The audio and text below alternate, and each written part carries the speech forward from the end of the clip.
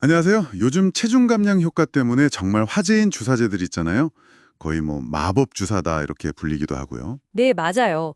위고비나 마운자로 같은 그 GLP-1 계열 약물들. 식욕 억제 효과가 워낙 좋다 보니까 실제로 살이 많이 빠지면서 기대가 크죠? 그런데 말이죠. 이 약을 딱 끊었을 때 음. 그 효과가 과연 계속될까? 이게 궁금하잖아요. 네, 바로 그 질문을 답을 주는 연구가 최근 옥스퍼드 대학에서 나왔습니다. 아, 옥스퍼드요? 네.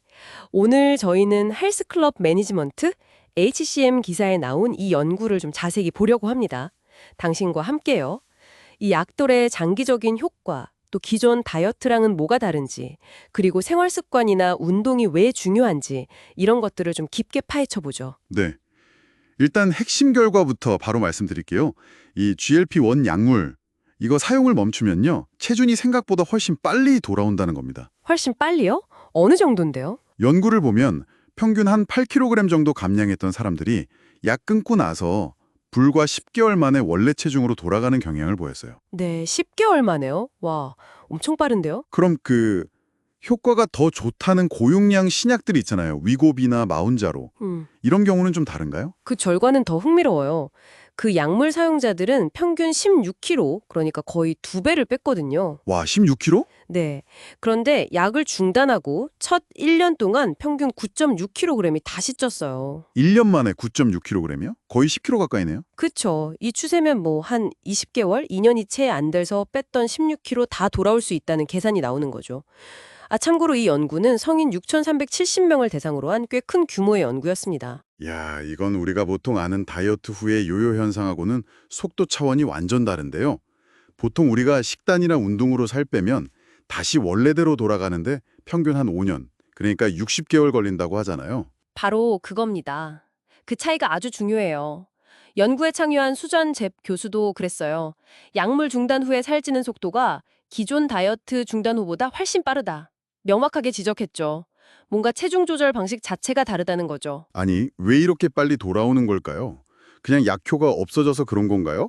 아니면 뭐 다른 이유가 있는 건지. 물론 약효가 사라지는 게 큰 원인이죠. 근데 좀 더 근본적으로 파고들면 약을 쓰는 동안에요. 생활 습관이나 식습관 자체가 막 바뀐 게 아니라는 거예요. 아, 약에 의존하는 동안에는 습관은 그대로였다? 네. 전국 비만 포럼의 템프라의 의장도 비슷한 지적을 했어요. 생활 습관 개선하려는 노력 없이 약만 쓰는 거. 그거 빠른 해결책 절대 아니다. 이렇게요. 하긴 약이 식욕을 딱 잡아주니까 뭐 굳이 힘들게 식단 챙기고 운동할 필요를 덜 느끼게 될 수도 있겠네요. 그러다 약 끊으면 바로 옛날 습관으로. 정확해요. 서리대학의 제인 오구던 교수도 같은 이야기예요. 약 끊고 그냥 이전 행동으로 돌아가게 두는 건 의미 없다. 그래서 체중 유지하려면 심리 상담이나 뭐 행동 변화 전략, 영양 지원 같은 거 이런 통합적인 접근이 꼭 필요하다고 강조하죠. 여기서 또 HCM 편집장 리즈 테리가 걱정한 부분도 좀 짚어봐야 할 것 같아요. 약 쓸 때 운동을 너무 소홀히 한다는 점, 특히 근육 손실 문제를 얘기했죠. 아, 그거 정말 중요한 포인트입니다. 운동 없이 약으로만 살 빼면 지방만 빠지는 게 아니라 근육까지 같이 빠져요. 심지어 심장 근육까지요. 심장 근육까지요? 네. 그러다가 약을 끊잖아요? 그동안 2년 안에 끊으라고 권고하는데 그때 체중이 다시 늘면 근육은 줄어든 상태에서 지방만 더 깨는 거예요. 이게 진짜 그야말로 최악의 시나리오가 될 수 있다는 거죠. 단순히 몸무게 숫자가 돌아오는 것 이상의 문제가 생기는 거네요. 네, 그렇죠. 기초 대사량 떨어지고 심장에 부담 가고 몸 회복력도 안 좋아지고 관절도 불안정해지고 결국에는 생리적인 노화가 빨라질 수 있다. 이런 심각한 경고까지 나와요. 이야, 이거 정말 가볍게 볼 문제가 아니네요.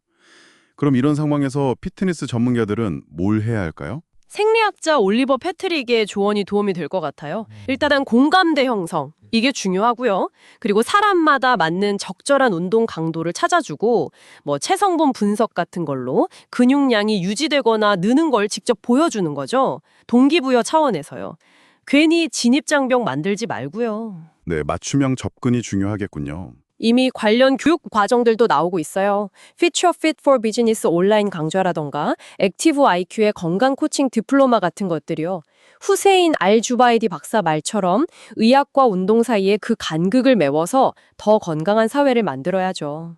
영국 정부가 5년 동안 대규모 약물 시험을 지원한다는 얘기도 있었는데 이번 연구 결과를 보면 정책적으로도 고민이 깊어지겠어요. 약 끊으면 금방 다시 찐다면 그 막대한 국민건강 서비스, NHS 예산을 쓰는 게 맞나? 아니면 이걸 그냥 평생 먹는 약으로 봐야 하나? 이런 질문이 나올 수밖에 없겠는데요. 그 점을 지적했어요. 약 지원 끊었을 때 체중이 다시 증가한다면 NHS 투자 가치에 대한 의문이 생길 수밖에 없다. 약 중단 후에 사람들을 어떻게 도울 건지 깊이 고민해야 한다고요. 평생 치료로 갈지 아니면 효과적인 출구 전략을 만들지 중요한 논의가 필요해요. 오늘 얘기를 쭉 들어보니까 이 체중 감량 약물, 분명 효과는 있지만 약을 끊고 나면 기존 다이어트보다 훨씬 더 빨리 체중이 돌아올 수 있다. 이 점은 확실해졌네요. 네, 결국 약의 도움을 받든 안 받든 지속 가능한 생활 습관 개선하고 꾸준히 운동하는 거. 이게 핵심이라는 걸 다시 한번 느끼게 됩니다. 그렇습니다. 당신이 어떤 체중 관리 방법을 쓰고 있든 간에요. 이 약이라는 도구가 가진 한계를 좀 이해하고 왜 장기적으로 건강한 습관을 만드는 게 중요한지 깨닫는 계기가 되셨으면 좋겠습니다. 마지막으로 당신께 이런 질문을 한번 던져보고 싶네요. 약물이 분명 우리 몸에 생물학적으로 작용하는데도 왜 우리 행동 습관은 잘 변하지 않는 걸까요? 이게 체중 조절이라는 복잡한 문제 앞에서 우리의 생물학, 행동, 그리고 환경이 얼마나 얽혀 있는지를 보여주는 건 아닐까요? 어쩌면 우리가 어떤 방법을 선택하든 처음부터 이 세 가지 요소를 어떻게 더 잘 엮어낼 수 있을지 고민해보는 게 중요할 것 같습니다.